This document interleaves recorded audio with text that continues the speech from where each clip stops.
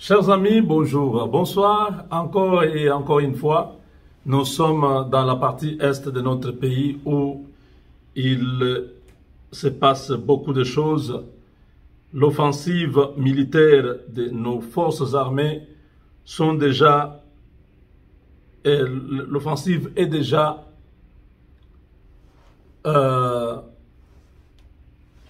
en préparation. Ceux qui croyaient que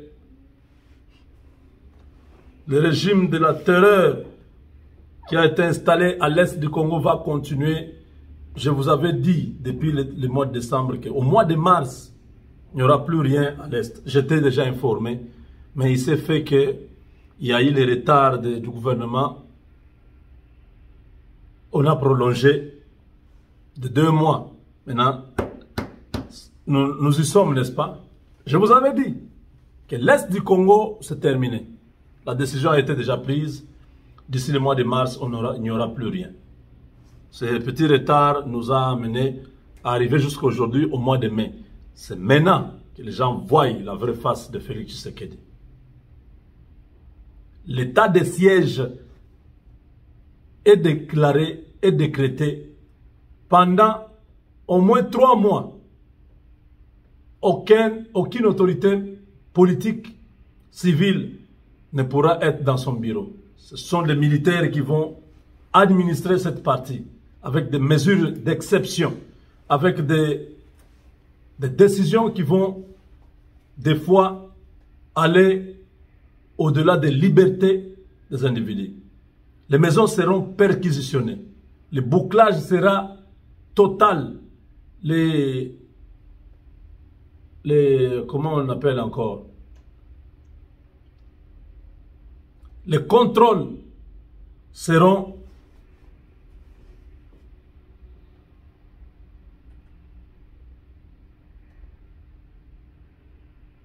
à tout moment.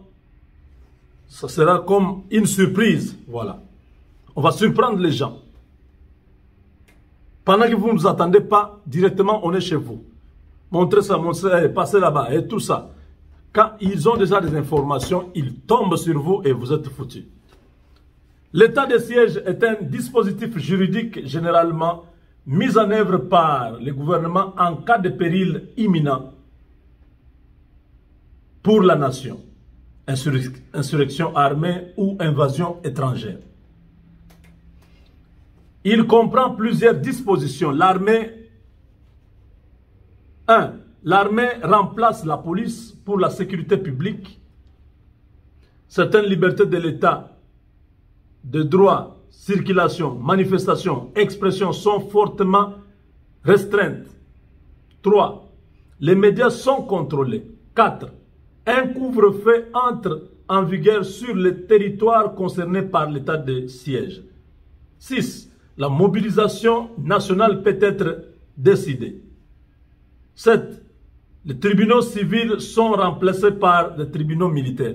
Il y a beaucoup de choses qui entrent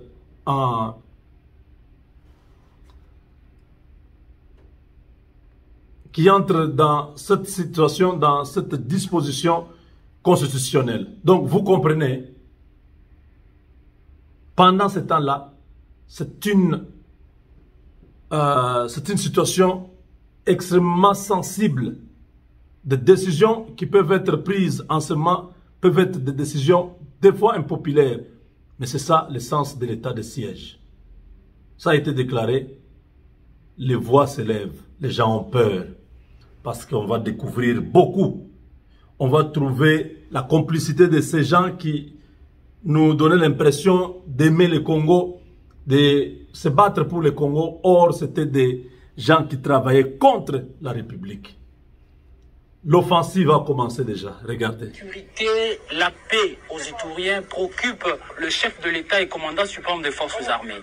Là, nous sommes en direct de l'aéroport de Murongo. Donc, nous sommes en pleines opérations. Bientôt, vous allez voir l'appui aérien. Le peuple iturien va savoir que la sécurité, c'est l'affaire de tout le monde. Voilà la raison pour laquelle, aujourd'hui, le ciel de Bunia sera envahi par les avions de chasse des forces armées de la République démocratique du Congo. C'est pour appuyer les opérations contre tous les groupes armés qui sont encore hostiles au processus, et tous les groupes armés seront traqués. Ceux-là qui ne voudront pas déposer les armes, ils seront traqués comme jamais auparavant. Nous allons imprimer le professionnalisme des forces armées. D'ici là, vous allez voir le Mi-24 pour un travail de titan et donner la paix au peuple ivoirien et neutraliser ceux-là qui insécurisent notre population. Voilà, mesdames et messieurs, on vous disait, on ne combat jamais la République. C'est aujourd'hui la détermination du commandant suprême, l'engagement du chef d'état-major général pour donner la paix aux Itouriens, c'est le souci le plus constant. Aujourd'hui, vous voyez derrière moi, le Mi-24 va faire son travail. Alors, j'appelle encore une fois tous les groupes armés hostiles au processus de la paix de déposer les armes et se rendre aux forces armées. Sinon, il n'y aura que de l'hécatombe dans leur camp. Vous allez vivre le travail qui sera fait par les forces armées de la République démocratique du Congo. On ne combat jamais la République. Allez,